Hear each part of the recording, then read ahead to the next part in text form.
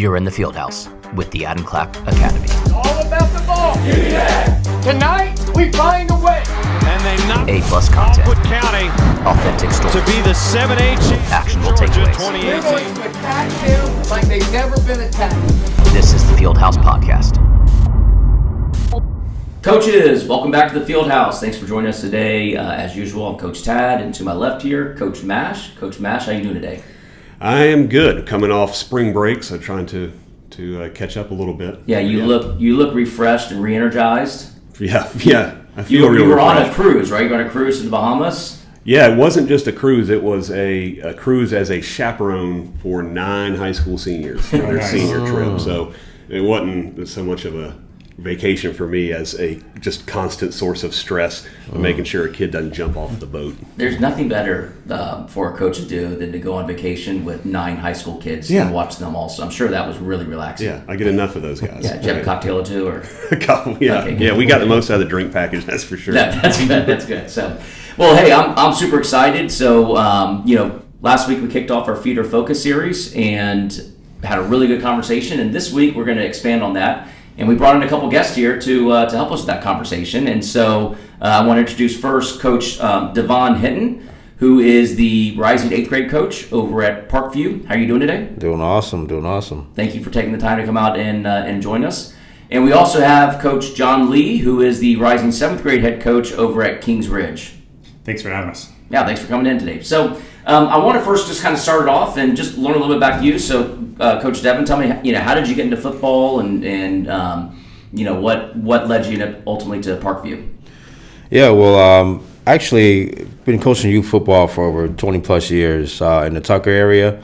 Always admired Parkview, being basically right across the street from Tucker. And so me and my family actually migrated there a year ago. And actually had an opportunity to be on the coaching staff for the 8th grade last year and been promoted to be the head coach. So here we are. The cool thing about Coach Devon is he's part of Adam Clack's program. And Yes, so, sir. Mash, you're over there with Coach Devon working with the boys right now. So how are things looking right now? How are you feeling about the upcoming season? Very positive about the season.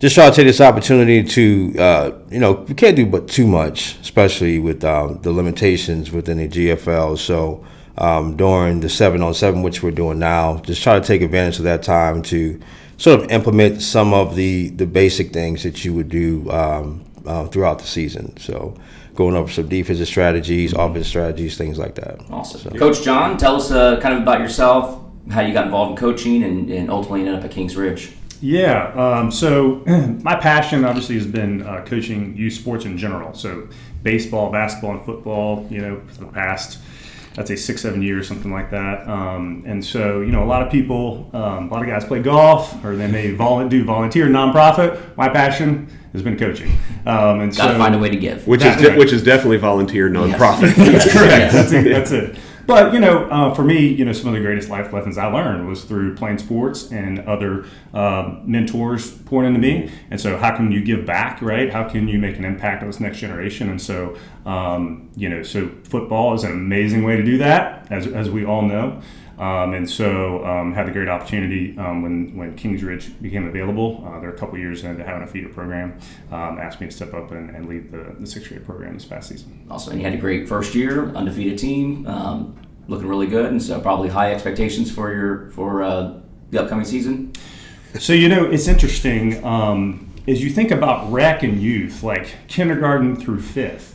Every year you have a new team and you have some new coaches, right? Mm-hmm. There's drafts, or different leagues are set up different ways. However, you're constantly having new people. Well, for the first time this year, we're bringing the entire team back, entire coaching staff back. So you actually have a foundation to build on. So it's totally different from what you have in youth now that you're at the feeder level. So that, to me, Tad, what's really exciting is how can you take what you've done last year and now the cohesion, the trust between the players, right, and then the coaching staff, and then build on that as you go into year 2. So let's talk about kind of where we are right now in the season, right? It's late April, starting to get into early May. Obviously, there's some rules around when you can start, but I want to dive into kind of what you guys are doing right now to kind of prep for the season. So, Coach Devonne, first, kind of what are you doing right now? You mentioned a little bit of the 7v7, but what are you doing right now to get your team ready for the upcoming season?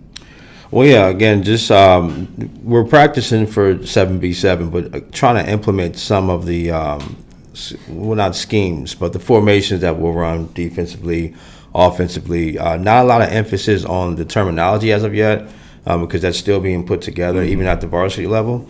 But just making sure they understand the basic routes within 7-on-7, and things that you can identify when you're seeing a coverage within 7-on-7. So things that Coach Clack has been doing with the football IQ is just kind of introducing them to that part of it, right?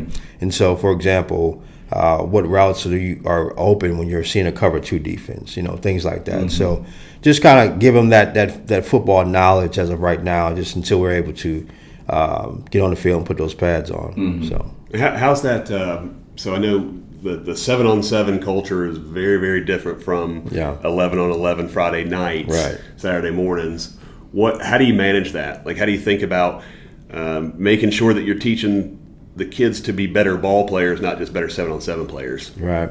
Well, again, just the emphasis on what you can do as far as the routes, more so on the defensive side, understanding those coverages. So, again, what does a cover 3, what does a cover 2 look like? And we are starting to implement that terminology. Our defensive coordinator for the 8th grade is also on the varsity staff for Parkview.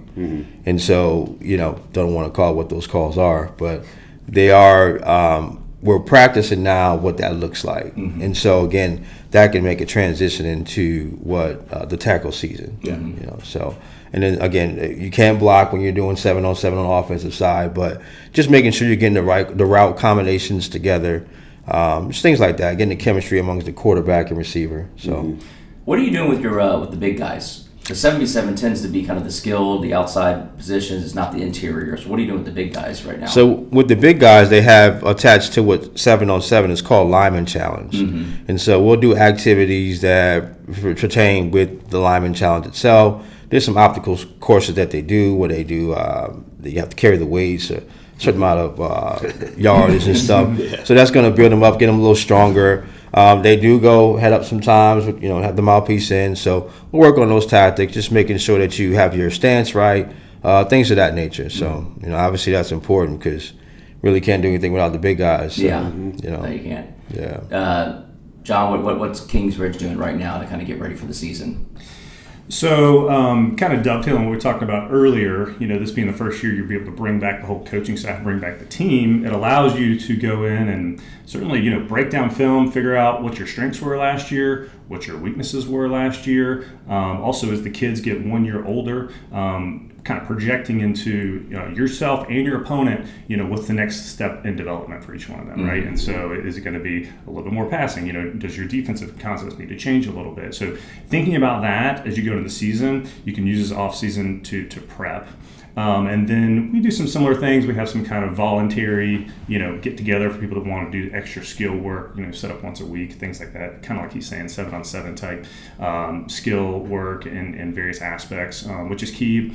The guys make it when they can. Some guys that are playing other sports, it's more difficult, but it's a great platform, just to stay engaged, and also for the guys just to have continuity of getting together in the off season, to have that connection between them, which is big. Well, yeah, and I mean, the players aside, the continuity of the players, just the staff continuity. Right.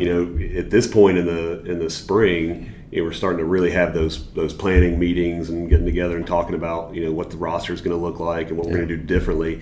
If you're starting with a whole cadre of new to you coaches, I mean, you got to go back and put a lot of the building blocks into place. But if you hit the ground running from where you left last year, I mean, everybody's still on the same page. That trust presumably is still there. That's a enviable spot to have a coaching staff that kind of moves along like that. And so just to kind of level set, were you the 7th grade coach last year? I was actually on the 8th grade staff. Oh, last so year. you say okay, so you have a different perspective because you actually do have a new team coming in. Correct. All your kids. Rising 9th graders now. So we did. So actually, my boys are returning players. They had to play up because. So in the GFL as well, you have an age cutoff as far as what level you have to play at. And so the cutoff is September 1st. Well, my boys' birthdays are August 31st. They missed it by one day. Oh my God. So they got an opportunity to play 8th grade last year, twin boys. Did very well. So, I'm excited about their return, So I'm going to tell you. So I've been up there. We've been working out with the rising 9th graders. So the team that you coached this past season, and I was super impressed. I mean, they came in, they were locked in, ready to go. I mean, their fundamentals, we didn't have to go back to, to day one type stuff. So, whatever you did, do it again this year.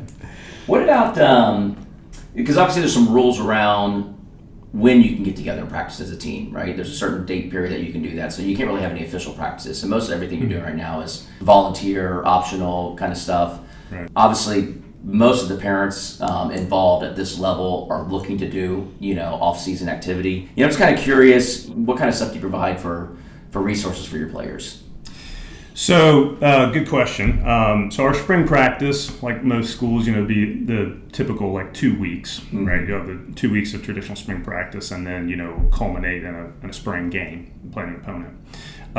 Then after that, our structure, our varsity head coach, and this is probably pretty unique, but he's volunteered to run strength and agility training for the entire feeder middle school group.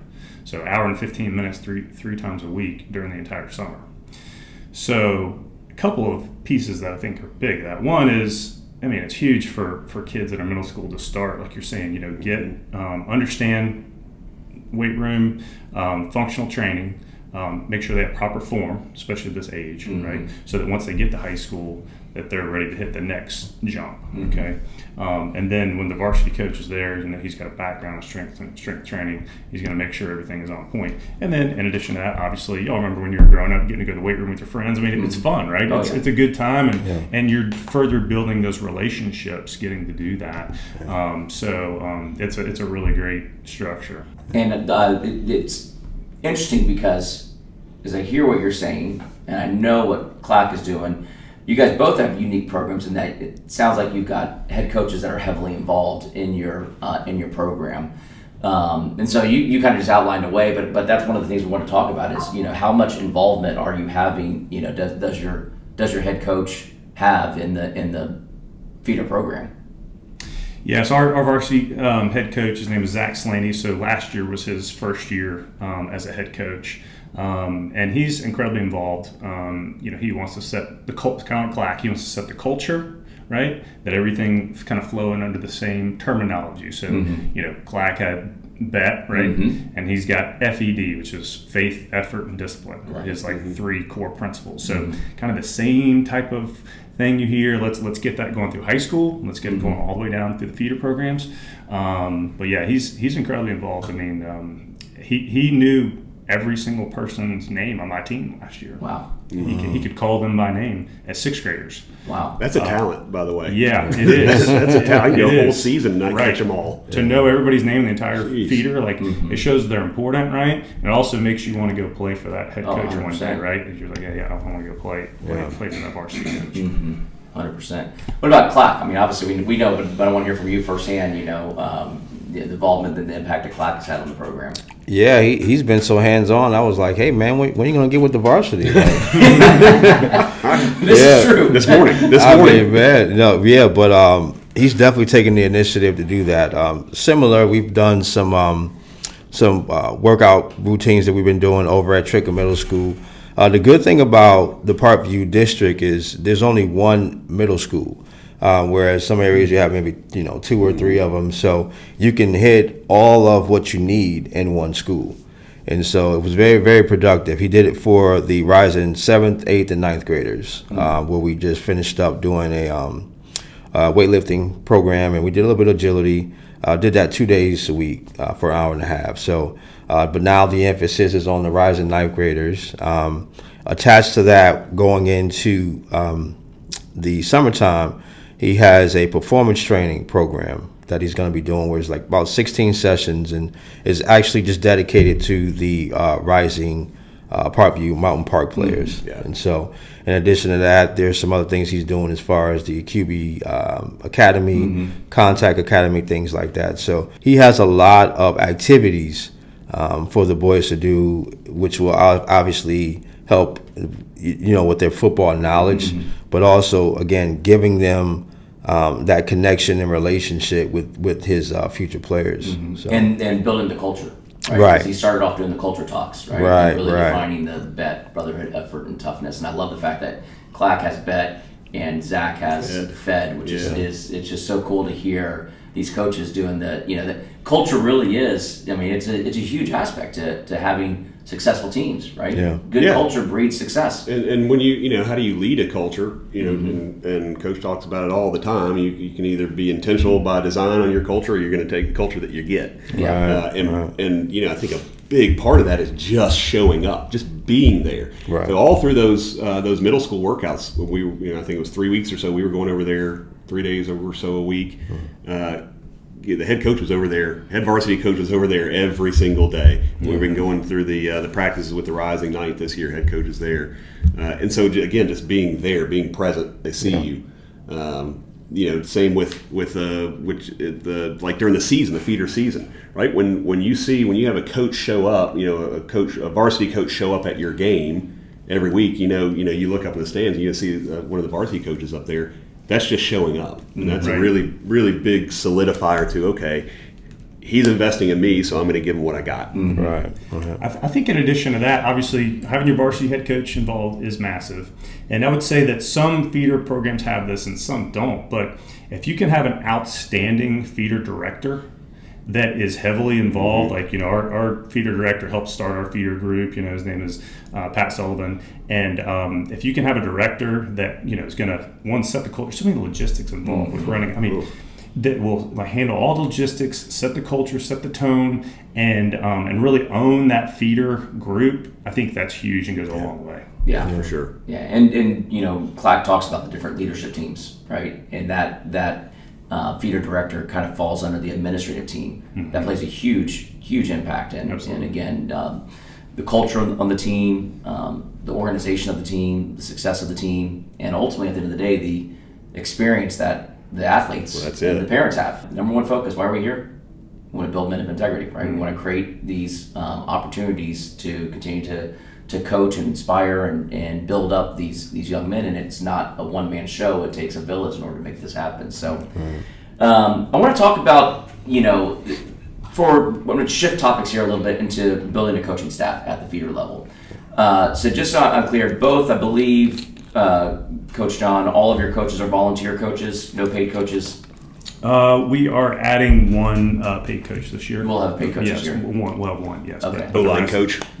Make the O-line coach your paid coach. We have an outstanding O-line coach, but yes, so we'll have one. But nice, but for the most part, it's all volunteer. Correct. Yeah, and then at Parkview, all volunteer.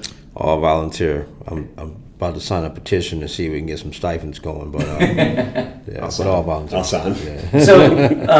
So as you start to kind of look at the season, as you kind of start to build build your volunteer coaching staff, usually that volunteer pool is coming from the players on your team, right?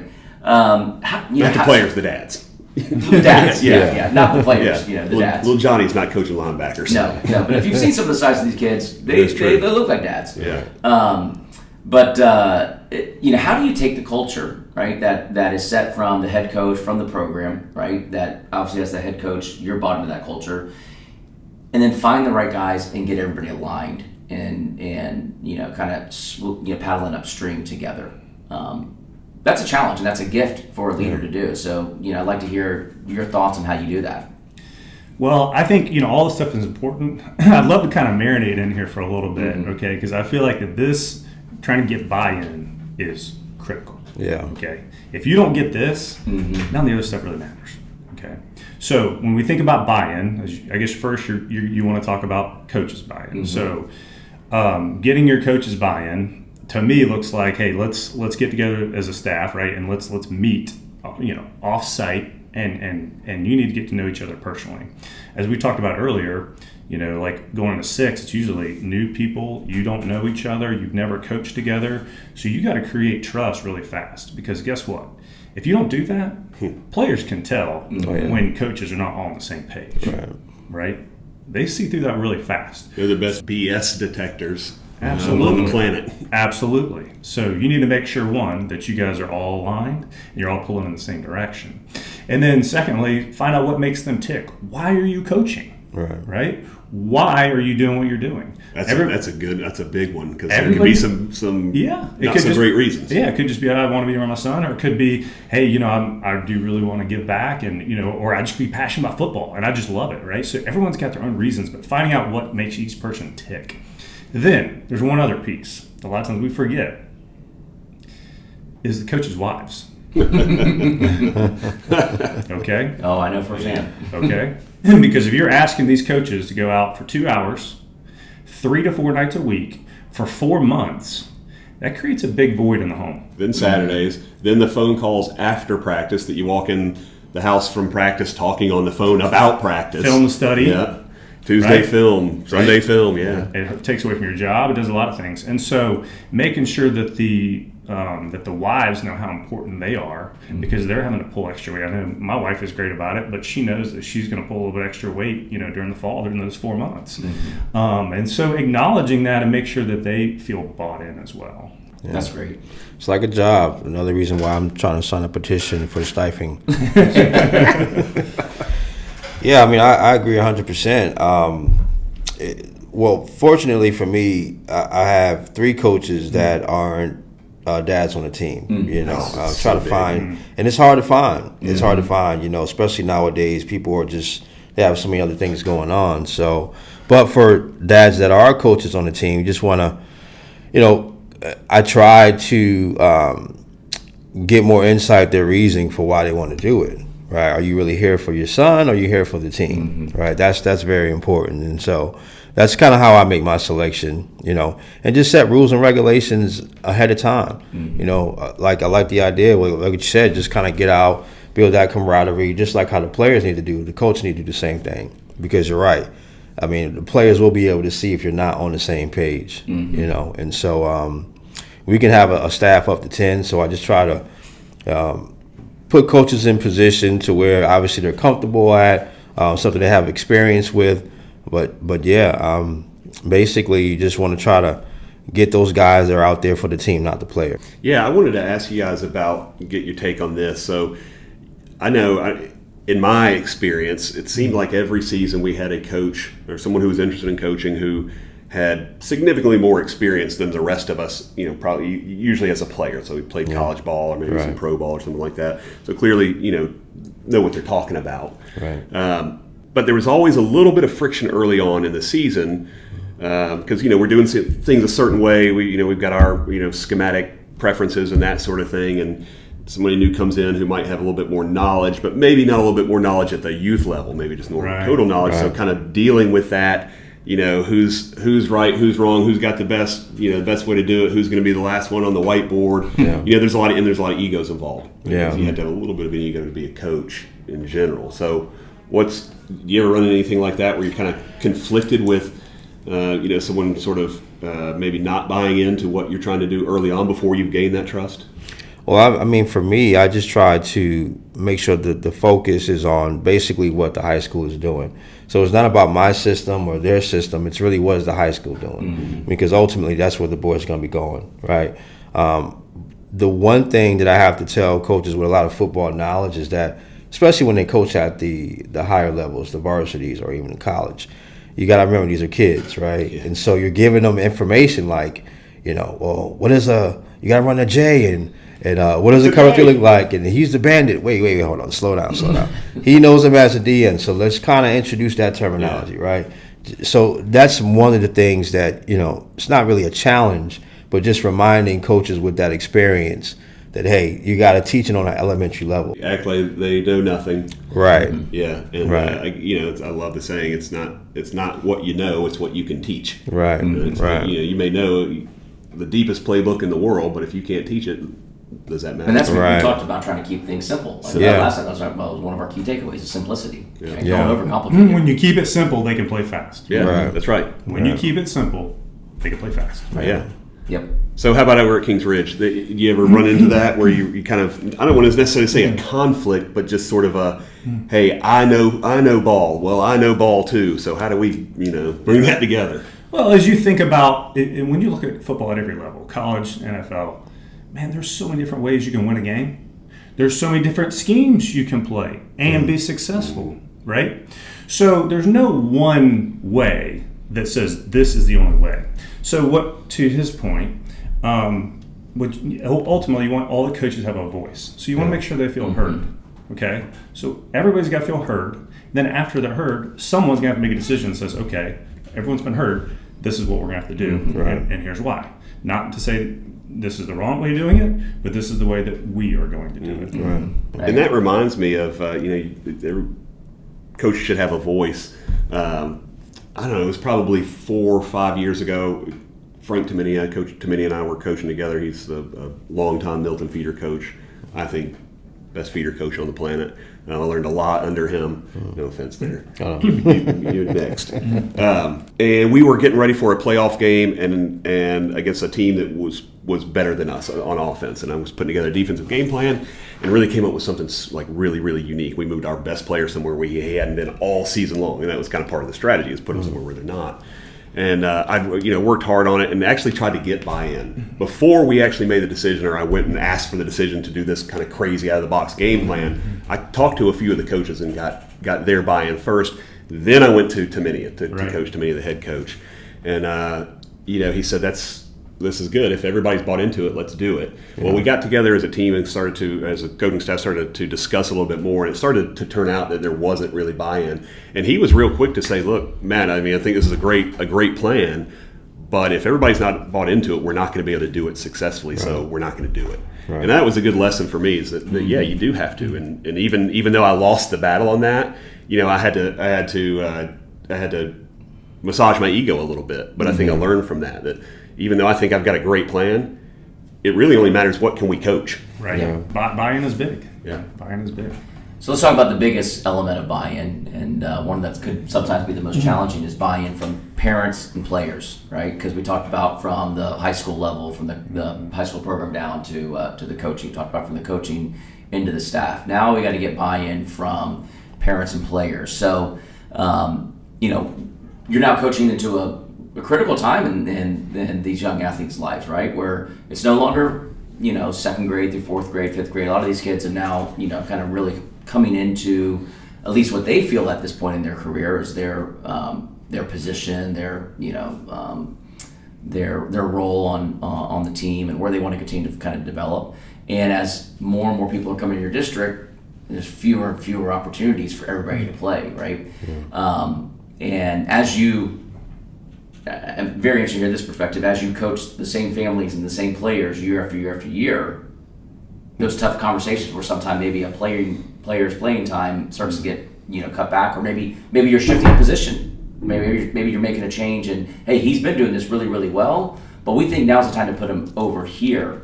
How do you get that buy-in with the parents and continue to keep the culture a positive one in your program? If only it was that easy, right? Yeah. Well, I think that's, that is what makes it tough. I think where a lot of times coaches maybe push back sometimes on coaching is because that's one of the hardest things to do, Tad, is to get the buy-in from the families, right? In whatever youth sport that is. All right, but let's just talk about, football. To me, let's start with the players. There's a saying out there.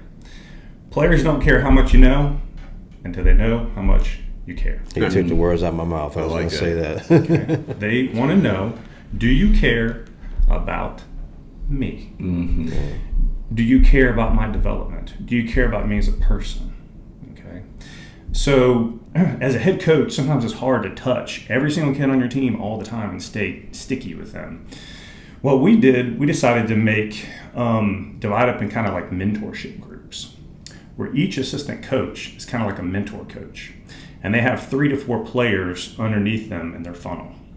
So they're responsibility is to meet with the player, come up with their goals for the season. It could be on the field, could be off the field, could be academics, right? And then to stay in constant communication with them throughout the year. Okay. And so I can't manage everybody, but as if we divide it up and they have a mentor coach that's constantly meeting with them, then they feel, close to a coach, right? So I think, having something like that where they feel close to a coach is big. And the other thing that I stole this idea, I don't know if y'all know the college basketball announcer, Jay Billis. Yeah. We just wrapped up March Madness. Yeah. So he used his interview technique where he would go to the baseline. It was called 94 feet with Jay Billis. So basketball court's 94 feet. So he would slowly walk with the player, and he would rapid fire ask them questions. Most of them had nothing to do with basketball, right? He's just getting to know them. So it's basically how fast can I get to know them over the course of the side. I was kind of marinating, like, what could I do to somehow incorporate that, with my group? And so, because I want them to feel like the head coach is involved. And so I started this thing where when my team is doing conditioning before practice, I choose a different player each week, and we take a slow lap around the field. Mm-hmm. Oh, yeah. And so that's, instead of my 94 feet, it's one lap, with coach. And so. And you started that in I think it was our 5th grade team that I started noticing that. You did that before practice. I did, yeah. And most of those conversations don't have anything to do with football. It's just, hey, how are your grades doing? How are you being a good brother? What's going on in your family? How you liking school? Where you're going on vacation? But again, it's just letting them know that you care. Yeah. And some kids, they'll open up to you and they'll talk the entire time, and you're not even talking at all. And some you got to pull it out a little bit more. Some you really got to pull it out. That's right. But you know what? The ones, that kid who doesn't say a word for 4 weeks, even though you ask him 1,000 questions a day. Uh-huh. But then on that 5th week, when he starts to open up a little bit, man, that's a good feeling. Yeah. Mm-hmm. What about those parents, though? Wow. Yeah. We love the parents. We love the parents. Coach Devonne, now you need to specifically name a parent that's been giving you a hard. No, sure. First day. We don't do that on this podcast. We don't do that on this First day and last. No.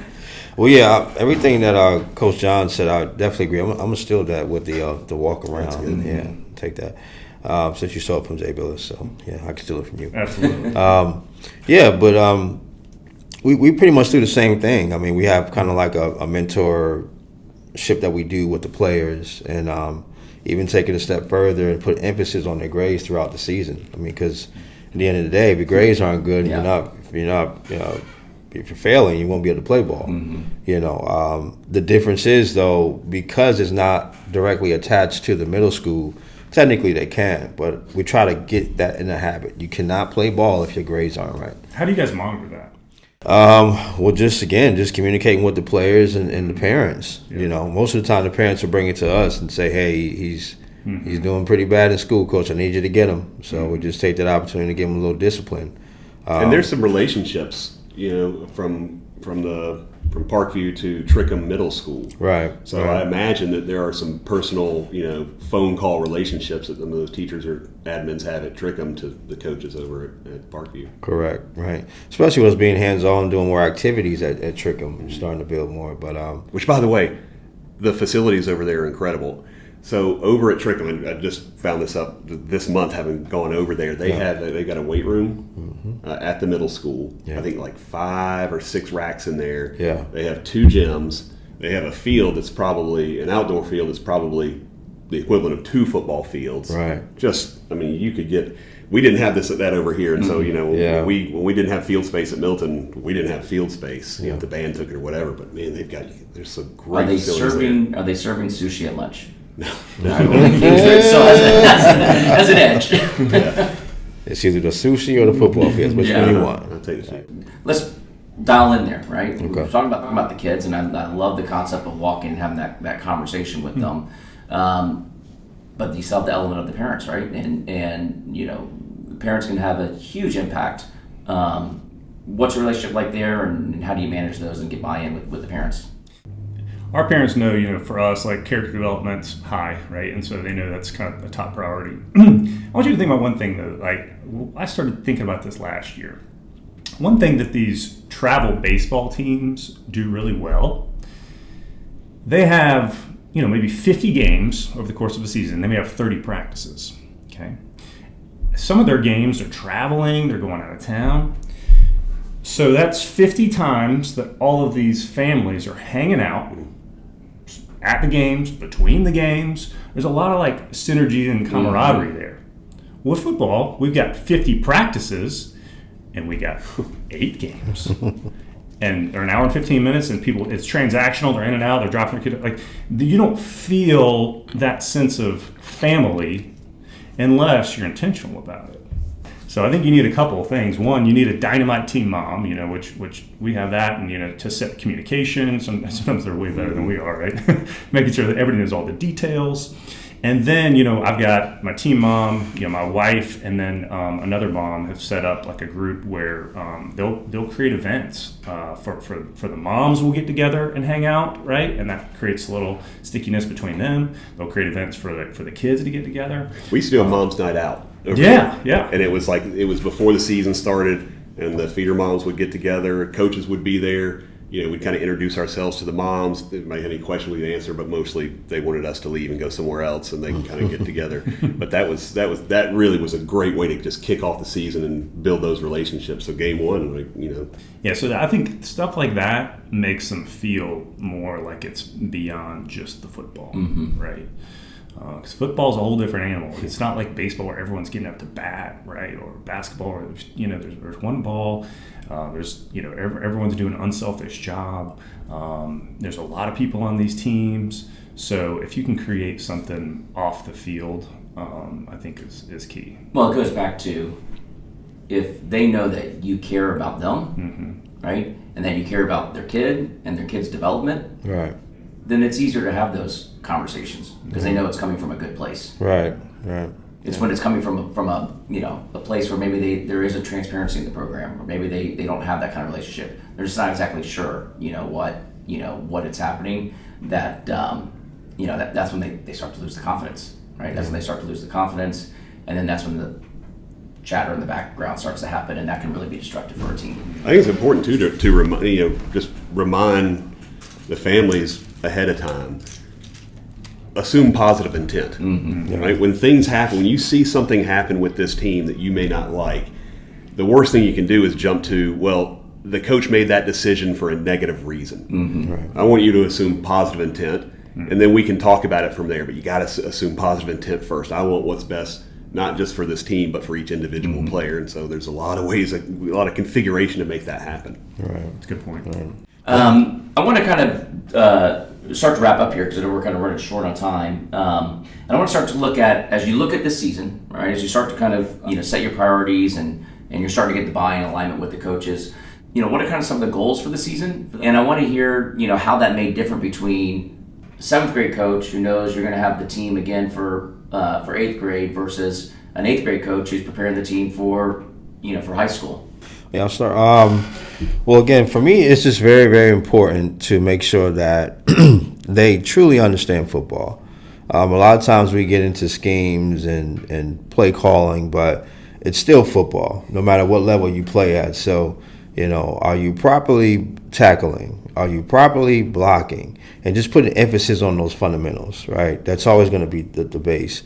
And once we do that, try to implement as much as possible with the time that we have of the terminology of what the high school is going to be doing. Because with them being 8th grade going into freshman year, the next year, the more that information that they have, like Coach said, the faster they can play. When you have that knowledge, and I always say the repetition is the best form of emphasis. You do it over and over and over again, you'll start to move fast. And that's ultimately what you need on the field. So, but yeah, the goal basically is to make sure that they're fundamentally sound and that we can try to give them as much information as possible of what the high school is doing. So. And how much of the high school playbook from offensive and defensive side are you guys actually using, or do you have your own set of plays? Well, it's still fairly new.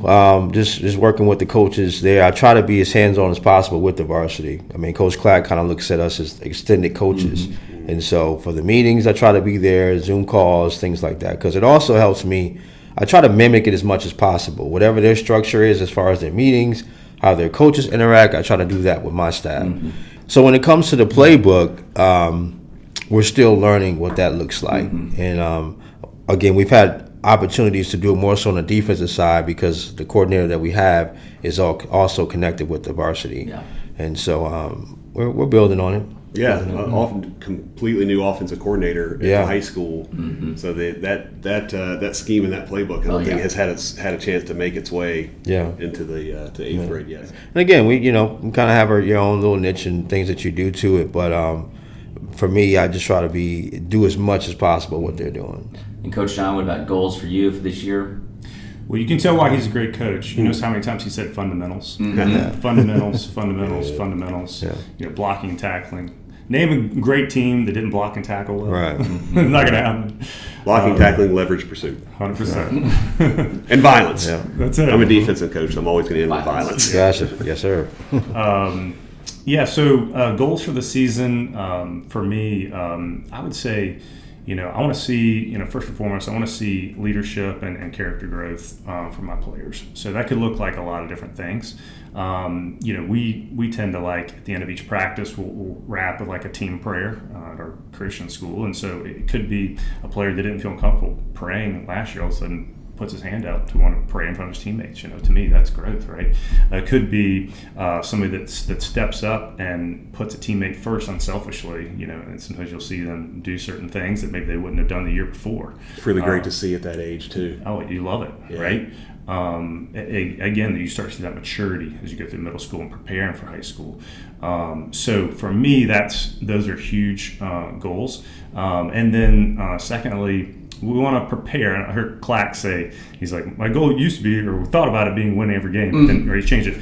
So I would say for us, it's to prepare in a way, okay? To prepare with intensity, kind of that Nick Saban, Pete Carroll type model that we're going to practice so hard that the games seem easy, right? So we're prepare in a way that we're going to be able to compete, to put ourselves in position to win every game. That doesn't mean you're going to win every game, but let's prepare in a way that we can do that. Yeah, I love that because what I love about both of those comments was nobody said, well, our goal is to be number one in the region. Both of your goals were focused on the players And what's in your control. Right. and what's in your control. And if you do those, what tends to happen, you focus, you do things right, and you get the buy-in, like we talked about. Right. You focus on care and you show that you care and that you're doing it for the right reason. You're doing the fundamentals, right? If you do all that, the winning tends to take care of itself, Right. right? You don't have to worry about. You don't have to have a goal to win. It just that tends to be a byproduct of doing all the right things. Right. So bonus question there. No one's talked about winning yet. So winning. What do you think of winning? How important is winning to you, Coach? Well, I'm an extremely competitive person. Doesn't matter if it's table tennis with a buddy or cards or whatever. So we're going to go out and we're going to compete like heck, right? And we are going to. I think it's within our. It's our part of our calling, right? To be out and to be able to compete and to teach them how to compete in the right way. How do you win? How do you lose? How do you handle yourself in those situations? That's what's great about football. So we are absolutely going to go out and we're going to try to compete. It doesn't matter if it's a Monday game, a Wednesday, a scrimmage. Yeah. It doesn't matter. We're going to go out and we're going to try to win every single time we're on the field. Yeah. That's you, Coach. Man, we got to win them all. Let's get it. I mean, that's just the mentality. Yeah. It's kind of like a self-fulfilling prophecy. You say it, we're going to win this game. So that way it's locked in. You believe it, right? But the goal is to win. Mm-hmm. The goal is to win because it goes back to those things that we talk about as far as the buy-in, the players and parents. If you start a losing streak or things change, that's when they start to lose the faith, right? And so if you're doing all the right things, what should be the byproduct is winning. But like Coach John said, I mean, you're going to have some losses and everything's not going to be 100%, but you can learn a lot from that. And that's what you try to let them know and understand. Mm-hmm. But yeah, man, the goal is to win it all. Yeah, Let's get it. I want to be like Ken. We went undefeated last year. Right. Mm-hmm. I think sometimes too, we kind of, as coaches, we shy away from talking about we want to win, right? And I think we've kind of overcorrected towards that, and we talk about the mission, which is more important than winning, of course. Yeah. But let's not lose sight of the fact that hell yes, we want to win every daggone game, and I want to do everything I can to win. short of sacrificing the mission. And if the mission is building men of integrity, I'm not going to sacrifice that just for wins. So that's kind of, in my head, that's sort of how I categorize winning versus the mission. Well, I will say, I mean, yes, you want to win every single game, but there's also a secondary piece of that, because not every win is satisfying. To me, it's about what are you getting from the kids, and Coach Sean and I have been on the sidelines together on teams, and there's been games where we lost that we felt like the kids gave their all. And there's been games we won where it just didn't look like we had nothing good to walk away from that game. We just happened to be lucky, right? And so how you play, and that gets into the preparation, right? Preparing the right and everything. How you play, I think means a lot, just from my perspective anyway, because at the end of the day, we want to continue to push these kids to the next level. We want to get them to that next level. And, I've always thought, winning at this stage is really more for the coaches and our record. It's not for the kids, because nobody's going to ask anybody what they want in 6th grade. Well, yeah, you're right. And it's like, why do we want to win, right? Each of us just went around and said we want to win. Why do we want to win? Because we want to have, to be able to sign our name with our career record on it? Probably not, right? Winning is proof that, one, we've done the right thing, or at least control what we can control. And two, if we've set up our program the right way, we won in a way that we've accomplished the mission of building men of integrity. And so the win is really just a reflection on, it's the reward for all the work and the buy-in and everything that everybody's done. So I don't care about the record, but the win just tells me, all right, these kids are getting better at football, they're getting better at building better men, coaches are getting better at football, being better leaders, better parents, all that kind of stuff. I think that's really, really important. That's what winning is. Well, and it's the unselfish aspect of football, right, that a lot of times creates those wins. You brought up earlier when you said something about having a key offensive line coach, right? Because that could be one of the most difficult positions to coach, and it's an extremely unselfish position, right? It could be the most important position on your team. Yes. And he's talking about fundamentals, right? We talk about blocking and tackling. So, like, for us, we made a decision as a coaching staff that we said after every practice and every game, we're never going to highlight anybody for a great run, a great catch, or a great throw. We are only going to highlight great blocks and great tackling. And guess what? Kids emulate what you put emphasis on, right? And so if they're putting emphasis on those things, especially unselfish blocking, man, like if you can get 10 people working their butt off 15, 20 yards downfield to take a 5-yard run to a 25-yard run, like that unlocks. And at this level, it jumps out on film. It does, especially at this level, because there are not that many teams that are doing it well, right? So if your team is doing that, you have a chance to be very successful. Look, I really appreciate the conversation because, two different perspectives, but you guys are two coaches that are doing it right, and I got to say, from an outside perspective, the parents and the athletes that are involved in your programs are very fortunate. Right. They're very fortunate because not everybody has the luxury of being in programs like that. So commend you guys for what you're doing, and super, super excited to kind of see how your season progresses. Hopefully we can get you guys back in here maybe later on in the year, and we can get an update and see how you guys are doing. And I want to kind of leave it with any kind of lasting words of advice for coaches who maybe are, they're just entering the feeder, right? They're a 5th grade coach. Now they're coaching rising 6th graders, right? Any sort of advice you would give to those guys, knowing that they're getting ready to go on a really fun, sometimes up and down journey over the next 3 years. Yeah. I would say be open to the player's growth. Again, he might play a certain position when he's in the 3rd, 4th, 5th grade, but as he gets older, he might be more of a skillful player. We had a kid that I coached years ago, played center, when he was 5 all the way on up, and got to the 7th grade, and I seen him one summer. I said, "Who are you?" I didn't know who he was. He just big and changed, and always had the speed, and we moved him to running back, and he played running back in college. And so you just want to be center to running back. How many times that story happened? Yeah. And so just be open to the growth of the players, and just continue to educate yourself on the game, because it evolves. It's still football, but the terminology and things change every year. It's like technology. So definitely try to be open to the players and continue to educate yourself about the game. I love that. Yeah, I would kind of dovetail on what Coach said. I think that just kind of keeping the main thing, focusing on the fundamentals. Make sure, like we talked about earlier today, make sure your players feel that you care. Make sure the parents know you care, and then realize it's gonna be a lot of work. It's a lot. It's a lot of work. Probably more than any other sport when you factor in film evals. Just time on the field. Like, there's more work that goes into football, but in my opinion, it's the most rewarding. Yeah, that's awesome. Yeah, and how about that? How about that first week? That first week after your season, the feeder season ends. You're just kind of looking around, like, okay, well, what am I supposed to do with my time now? We've got a month or so, a couple months before we get started with doing something. I don't know what to do now. I always told you, I'm like, I feel like that moment of cold turkey. Yeah. Like, all you're doing is planning, and the season ends. It's like, okay, you got to figure out what to do next. Right. Yep. So that's why you start a podcast. Well, hey, look, I really enjoyed the conversation. Appreciate you guys taking the time. I know you're busy, so appreciate you taking the time, joining with us. And there's a lot of really good things in there that hopefully our coaches will take away. And if you take away one or two things to get better, I think that then this was well worth your time listening. So. I'd like to say one more thing. He put emphasis on a great offensive line coach. I'm trying to close a deal on Coach Rod.